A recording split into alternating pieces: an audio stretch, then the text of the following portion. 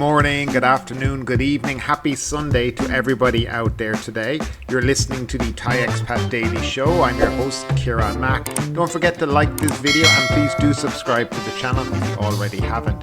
Today is all about your questions and my answers, so let's just jump into it.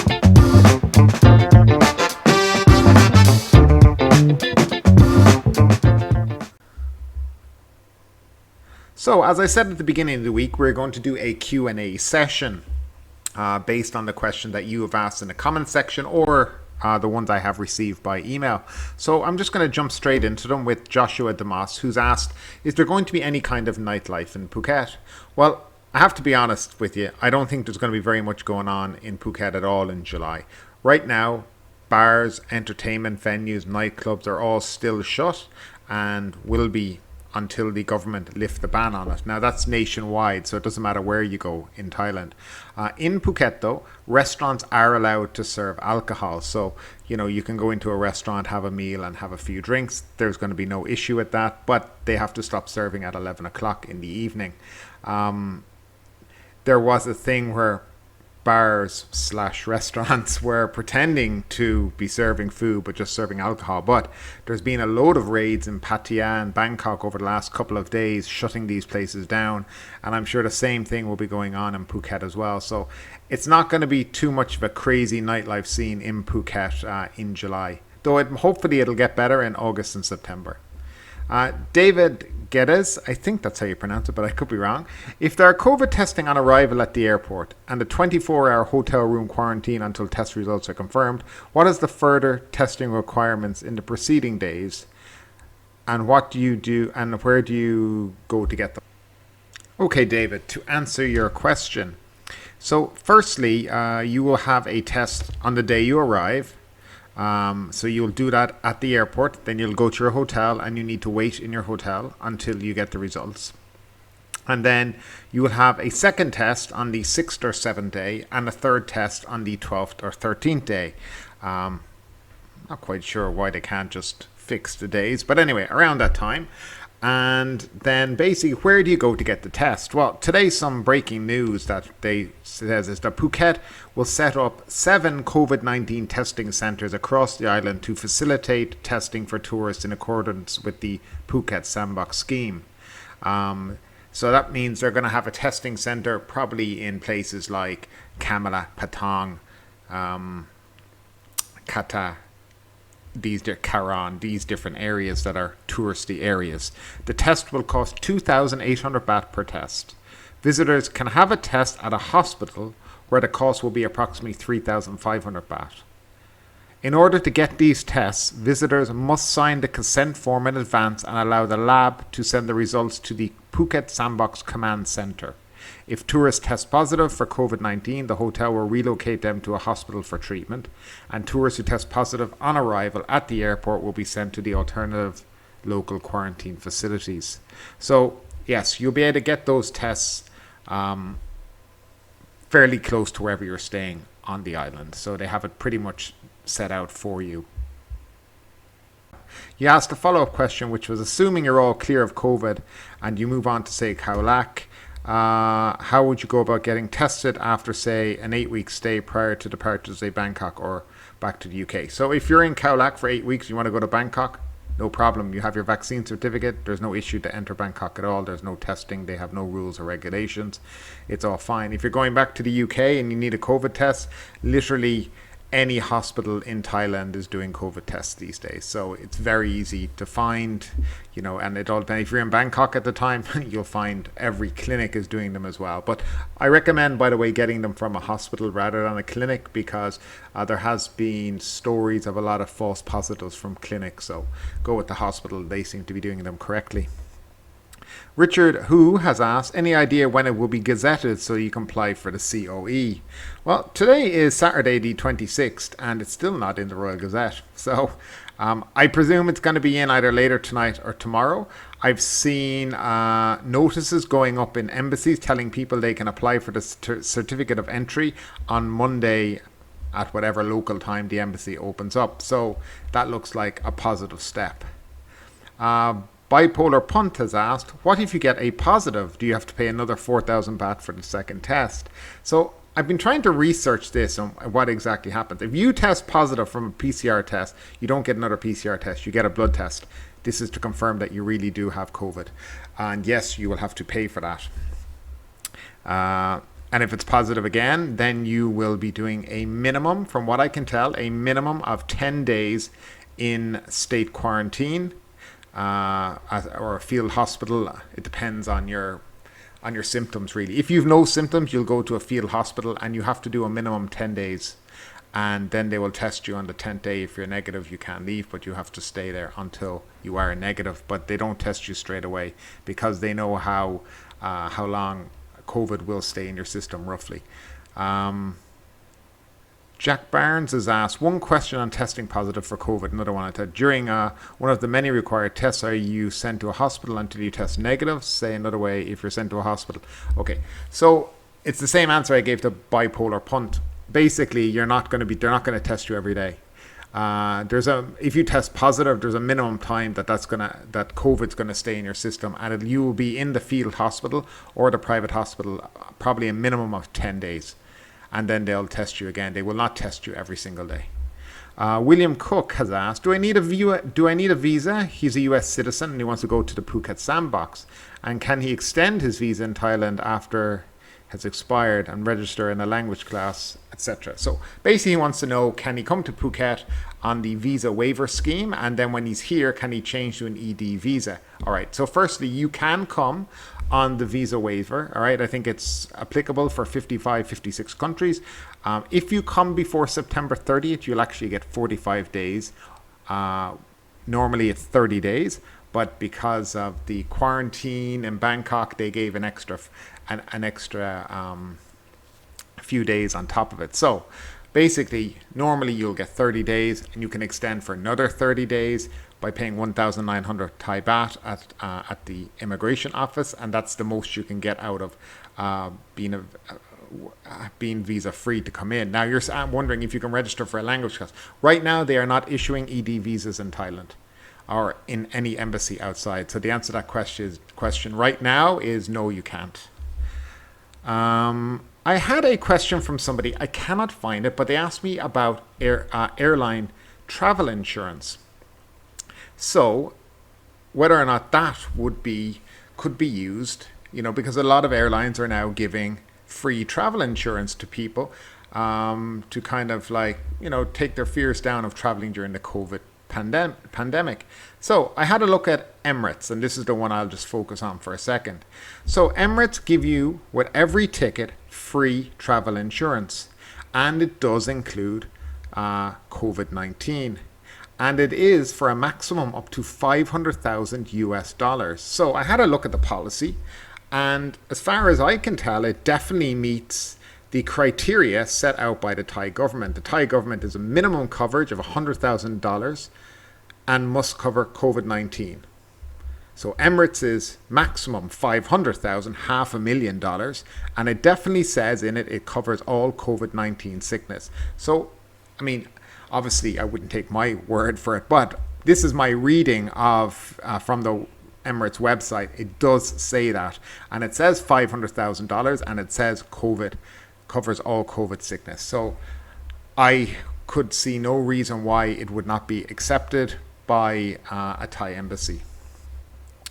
Berganat has asked me, he would like to know the details of what happens in the event of a positive test. Again, as I said in previous, you'll go into the field hospital or field hospital or a private hospital, minimum 10 days. But he's also asked, will the mandatory COVID cover all the hospital expenses? Yes, that's why they want you to have COVID insurance, and specific COVID insurance, because the time in the private hospital or the field hospital or whatever can be, if it's a private hospital, yes, it will be expensive. Field hospital, probably not so much. But yes, your insurance will cover you as long as it covers COVID-19. And that's the main thing. Now, a lot of people will take out the Thai coverage for this, right? And get the Thai travel insurance because they know 100% it will cover you in the event you test positive in Thailand for COVID. So just to make that kind of clear on that again. I have an email from a Pat Hughes. Pat is a regular visitor to Thailand, and he's a fellow Irishman like myself. And he's helping some hotels with some reopenings. But he asked me, what do I think it would take to get the country back to where it was pre-pandemic regarding tourism? And the follow-up question is, what do you think the sandbox, will it work or not? Or will it do anything for the country? So first, what do I think it will do to get Thailand back to pre-pandemic? So 2019, I think Thailand had 39 million visitors. It's going to be a long time before that ever happens again, especially with the way travel is now. But I can see over the next 3 to 4 years getting up to that kind of a number, but I don't think they're going to get to that number for a while. It's all going to depend on many factors. Number one, the vaccine rollout in Thailand. Thailand needs to get its ass in gear and get people vaccinated. Just get shots in arms. That's the first thing. They also need to use quality vaccines, right? Now they've been using this Sinovac, which has now been proven, right, that it doesn't really work for the COVID Delta strain. And they certainly have no data on it. So that's going to be a big worry, since there is Delta in Thailand now, and that may, as seems to be the case in a lot of countries, become the predominant version of the virus. But I'm no expert. But yes, so they're going to need to vaccinate as many people as possible. They're going to need to market themselves a lot differently than they have in previous years. All this nonsense for the Phuket Sandbox. Okay, let me just clear the Phuket Sandbox out of the way first. The Phuket Sandbox is, look, I'm a hotelier myself. I'm in the business. And the truth is, the Phuket Sandbox model is not going to do very much for any hotel. You might have a couple of stragglers in, but you're not going to have the 129,000 people that they think are coming. The people who will use the Phuket Sandbox model right now will be people who didn't want to come to Thailand and do the 14-day quarantine in a Bangkok hotel. Right, those people, then there's a lot of those people who are still outside of Thailand who've been waiting it out, saying, I'll come back. Maybe they have a property in Thailand or something like this. Or there's people who maybe work abroad. They have a wife or girlfriend in Thailand and they want to come back to see them. But, again, because of the quarantine, the lack of travel, it hasn't been easy for them. So it'll suit them. Maybe they'll pop over for 2 weeks, see their wife, their kids, whatever, or a month. Who knows? But that kind of scenario, yes, I can see it. For a general tourist, it's just too regulation heavy. There's no relaxation. Your holiday is about relaxing, chilling out, having a few beers, doing what you like to do, not being told where you go, what you do, knowing somebody's tracking you, knowing you're going to have to get all these COVID tests and, God help you if one turns positive, So that kind of stuff. But what I do see it as being is kind of a test bed for what's coming in maybe October or November. I can see this as being kind of like, let's see how many tourists come in that are vaccinated. Do we have any positive tests? Do we have any transmission from people from abroad who's already been vaccinated? And looking at the numbers and saying, well, actually, practically nobody that came over ever tested positive. So I think it's safe to open up, and forget about all these COVID tests. Maybe a COVID test before you leave, but that's it, and let people in then as of October. I think it could be more beneficial from that way, and from, the hospitality businesses I think they need to be looking down to October, November for any kind of return to, some decent level of business within their hotels. But getting back to Thailand and how they managed to get back to these pre-pandemic numbers, it's going to be a long time. I think the IATA travel pass could play a big role in international travel and being able to get people moving around the world again, because a lot of countries are very hesitant. They don't know if that person's vaccine certificate is real. They don't know, there's a lot of confusion over everything. So if you have something that is designed that, yes, this works, this is the IATA travel pass, everybody uses it, it comes from legitimate laboratories, the vaccine certificates are real that are uploaded onto it, then everybody understands that their data is all safe because it's only stored on your phone and not in any central server. I think this will start to move travel along too. I think countries need to relax visa rules in the next few years to encourage people to come for longer periods of time. I think Thailand needs to do that. I think it has made big mistakes in relation to its visa policy, and I don't think now, with very little tourism, it can afford to have these strict visa regulations that it's had over the last few years, with clampdowns on people doing visa runs and stuff like this. If people are here, they can afford to stay here, they can afford to live here, spend their money, then just let them at this point, because you've nothing to lose, because so much money has been lost in the last year and a half because of a lack of tourism in Thailand. And then again, you have to look at the people of Thailand. They have suffered greatly from this. I mean, I can tell you hundreds of staff that I have had working for me over the last year. We've had to let people go, and it's so sad to have to do it. You certainly never feel good letting anybody go, but at the end of the day, you have no customers, you have no business. We're clinging on by a thread, really, hanging on there. That's all. They're hoping that things get better, and that's all it really is. So I think it's going to be a long time before Thailand does get back to those 39 million visitors a year.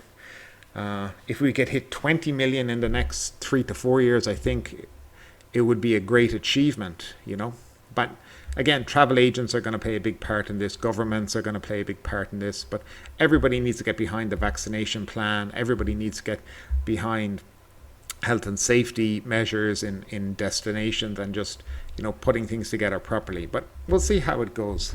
So that's all the questions I have right now. I do answer a lot in the comment section when I have time, so if I see a question, and I can definitely reply. Look, I want to say to everybody, thank you for all the support with the channel. It's just great to know that you guys are out there. You seem engaged with things. I am launching a website in the next few days called ThaiExpatDailyShow.com. So it'll just be basically a place to host the videos. It'll have the podcasts on it, and I'm going to have a little forum on it. So in the forum, I'll have things like information about visas, different types of visas to come to Thailand. I'm going to have information on the Phuket Sandbox model. And then like a general kind of page where people can chit chat together. I want it to be a place where, people can come and feel safe and talk and, engage in good banter, etc. I don't want it turning into, ThaiVisa.com, where there's just people complaining at each other and being rude to each other, because that kind of thing, we don't need that. We don't need that kind of negativity these days, I think it's good to be positive about a lot of things as well. We've all gone through a lot over the last 18 months. So yeah, the forum will be there, and hopefully, people can, it's free to sign. There's no, you just sign up, you sign into it, and you can ask questions. We'll get answers to your questions. It may take a little bit of time or whatever, but it's just something different to do, and engage with other people from around the world, which I always think is a great idea. Anyway, thanks for tuning in today, guys, and we'll talk to you in the next couple of days. Stay safe. Thanks for tuning in today. If you enjoyed today's episode, don't forget to subscribe, and don't forget to leave us a 5-star rating. We are available on YouTube, Apple Podcasts, Spotify, and wherever you like to listen to your podcasts. Thanks for tuning in, and we'll see you tomorrow.